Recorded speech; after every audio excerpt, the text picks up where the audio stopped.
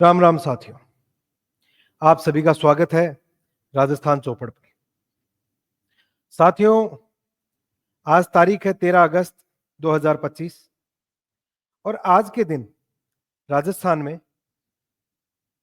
कुछ अलग अलग घटनाएं घटित हुई, जिससे यह पता चलता है कि राजस्थान की विपक्ष की राजनीति में कुछ भी ठीक नहीं चल रहा है।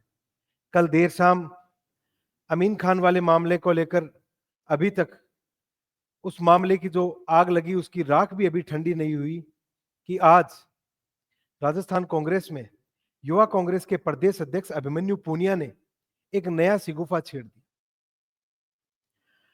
आज एक तरफ जहां कांग्रेस जयपुर के अंदर एकजुटता का प्रदर्शन करते हुए भारत सरकार पर वोट चोरी का आरोप लगा रही थी, वहीं दूसरी ओर सचिन पायलट के खास शागिर्द कहे जाने वाले संगरिया विधायक अभिमन्यु पूनिया आज टोंक के दौरे पर रहे।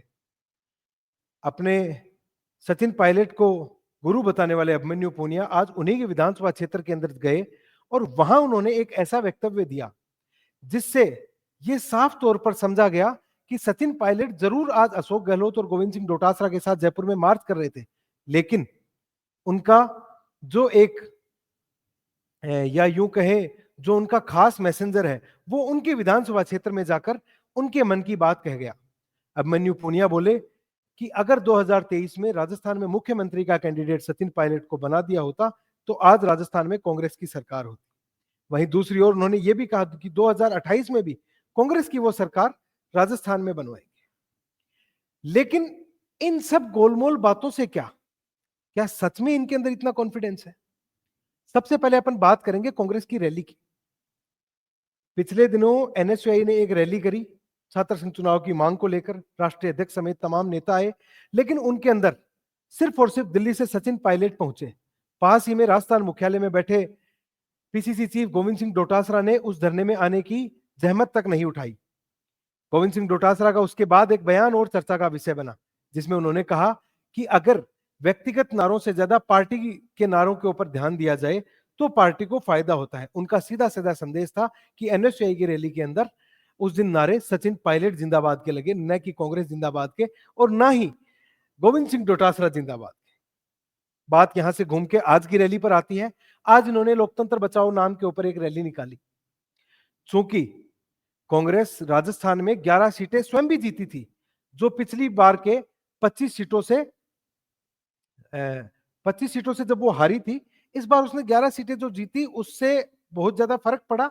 एक खास तौर पर एक लहर बनाई गई जिसके अंदर खास तौर पर पश्चिमी राजस्थान और पूर्वी राजस्थान में भी कुछ सीटें उसने हासिल की। लेकिन देखने वाली बात यहां आती है कि इन्होंने वोट चोरी के ऊपर जो आंदोलन किया उसमें ये सब खिलखिलाकर हंस रहे थे। राजस्थान के युवाओं की क्या परेशानियां कम है जो इनको वो वोट चोरी जो आजकल राहुल गांधी आरोप लगा रहे हैं उसके ऊपर ज्यादा मार्च करना इन्होंने जरूरी समझा।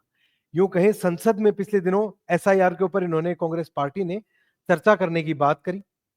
एसआईआर चूंकि बिहार के अंदर लागू है और अभी इस समय पर वो लगातार जारी है और वहां से शायद तक 60 से 70 लाख वोटर जो फर्जी हैं उनको हटाया जा चुका है।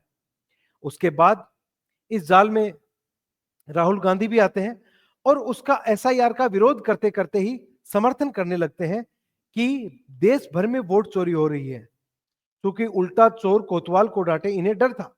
कर्नाटक में कांग्रेस की सरकार है और इन्होंने कहा कि कर्नाटक के ही एक विधानसभा क्षेत्र में, एक लोकसभा क्षेत्र में कुछ लाख वोटर फर्जी हैं। तो भारत सरकार यही तो कह रही है कि जो फर्जी हैं उन्हें बाहर निकालिए और जो सही है उन्हें रहने दीजिए। लेकिन इस मुद्दे को अपने ऊपर हावी नहीं होने देने को लेकर कांग्रेस पार्टी ने ये मार्च निकाला। ये मार्च आज इन्होंने अपनी एकजुटता का प्रदर्शन करने की भी कोशिश करी। टीकाराम जूली, अशोक गहलोत, सचिन पायलट, गोविंद सिंह डोटासरा समेत तमाम बड़े नेता और अनेकों कार्यकर्ता ये सब शहीद स्मारक की तरफ बढ़े। वहां एक नया पेंच आ गया। आरएलपी सुप्रीमो और आरएलपी समर्थकों द्वारा एसआई भर्ती की रद्द को लेकर शहीद स्मारक पर पिछले 110 दिनों से धरना जारी है।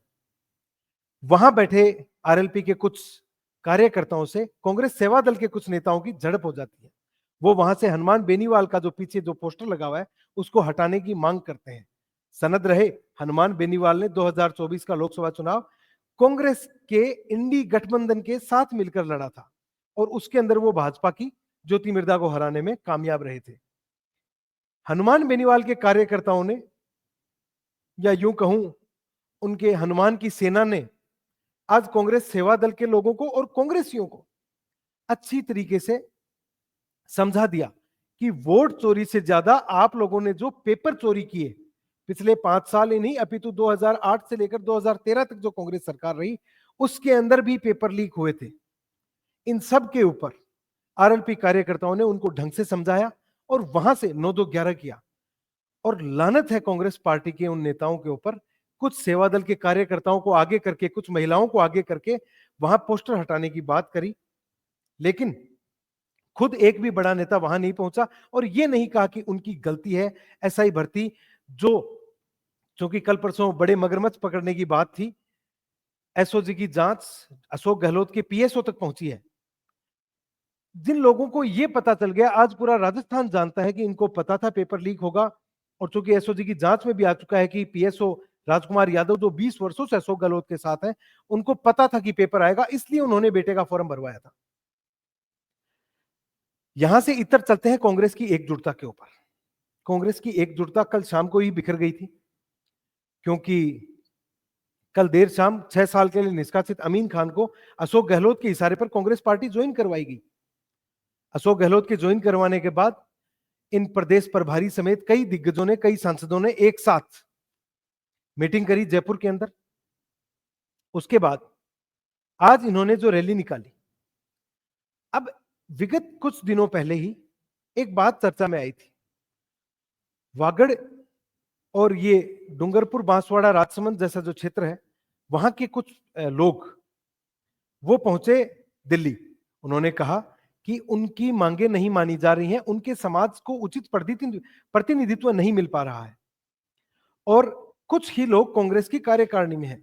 उनका सीधा सीधा निशाना थे पूर्व विधानसभा अध्यक्ष सीपी जोशी, जिनको 2008 में एक वोट की हार से शायद मुख्यमंत्री की कुर्सी से हाथ धोना पड़ा था।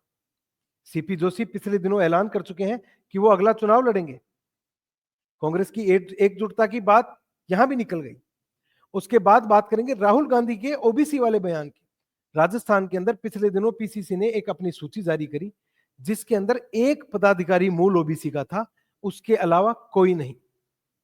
फूट की ही बात करते हैं तो सिक्कर की भी बात कर लेते हैं। कांग्रेस प्रदेश अध्यक्ष गोविंद सिंह डोटासरा के साथ मिस्टर कायम खानी ने 2-3 साल पहले जब ये मंत्री थे, उस समय सभापति के सामने सभागार के अंदर अच्छी खासी गर्मा गर्मी की बहस करी थी और डोटासरा जी को चेतावनी दी थी कि मुझे तुमसे कोई टिकट नहीं चाहिए। वही कायम खानी आज कांग्रेस पार्टी के अंदर प्रदेश अध्यक्ष का दायित्व लेकर आया है। कोई इनका प्रकोष्ठ है जिसका प्रदेश अध्यक्ष बनाया गया है। तो आप ये ताना बाना सारा देख सकते हैं। रही सही कसर इनके ऊपर भारतीय जनता पार्टी ने नए नवेले मुख्यमंत्री भजनलाल शर्मा को बनाकर रख दी, क्योंकि इनका जो राजस्थान में जो 25 साल का जो एक गठजोड़ जैसा राजस्थान की जनता देखती थी, वो अब खत्म हो चुका है। मुख्यमंत्री भजनलाल शर्मा आते ही एसओजी को फ्री हैंड दिया और कल परसों एसओजी शायद तक अंतिम कगार तक पहुंच गई थी। एसओजी ने एक पीएसओ को गिरफ्तार किया जो अशोक गहलोत के साथ 20 सालों से है। मतलब सीएमओ सीएमआर में हरदम साथ रहने वाले व्यक्ति का बेटा अगर एसआई भर्ती का पेपर लेकर पास होता है तो आप खुद सोचिए कि पेपर कहां से आया होगा। और उसके बाद अशोक गहलोत अलग थलग भी पड़े, किसी ने उनके समर्थन में ट्वीट नहीं किया, किसी ने उनके समर्थन में कोई बाइट नहीं दी। राजस्थान कांग्रेस का ये जो तामझाम, ये जो रैलियां, हंसते हुए नारे लगाना, वोट चोरी के नारे हंसते हुए लगा रहे थे, ये सब देखकर साफ लगता है ये अपनी अंतिम कगार पर हैं। और मुख्यमंत्री भजनलाल शर्मा न तो इन पेपर चोरों को छोड़ने वाले हैं, न इन भ्रष्टाचारियों को छोड़ने वाले हैं। और मुझे लगता है कि राजस्थान की जनता इस बार ये मानस या ये परिपाटी जरूर बदलेगी कि 5 साल बाद राजस्थान में सरकार बदल जाती है, योजनाएं बदल जाती हैं, धरातल पर क्रियान्वयन नहीं हो पाता, लोगों को सुविधाएं नहीं मिल पाती। मुख्यमंत्री भजनलाल शर्मा के सानिध्य में जो सरकार काम कर रही है, महज भ्रष्टाचारियों पर कार्रवाई ही नहीं, विकास के भी कई कार्य किए जा रहे हैं। और अगर राजस्थान की जनता उन्हें मौका देती है, क्योंकि पेपर चोरों को तो मौका देना लाजमी ही नहीं है, तो राजस्थान का उज्जवल भविष्य तय है। अगली कड़ी में हम देखेंगे कि किस तरह से राजस्थान कांग्रेस और राजस्थान भाजपा सहित तमाम दूसरी पार्टियां, हनुमान बेनीवाल की राष्ट्रीय लोकतांत्रिक पार्टी खासी एक्टिव है, साथ ही भारत आदिवासी पार्टी अलग भील प्रदेश की मांग कर रही है, जेल में बंद नरेश मीणा, ये सभी, और हाँ, बाड़मेर विधायक शिव विधायक रविंद्र सिंह भाटी, ये सभी ऐसे चेहरे हैं जो राजस्थान की राजनीति की पृष्ठभूमि तय कर रहे हैं। और एक राज की बात और बता जाता हूं, राजस्थान के अंदर भाजपा के पूर्व प्रदेश अध्यक्ष सतीश पूनिया एक्टिव हो चुके हैं। शायद संगठन में दोबारा जान फूंकी जा रही है। कांग्रेस के धागे खोलने की शुरुआत शायद हो चुकी है। मिलते हैं अगली बार। राम राम।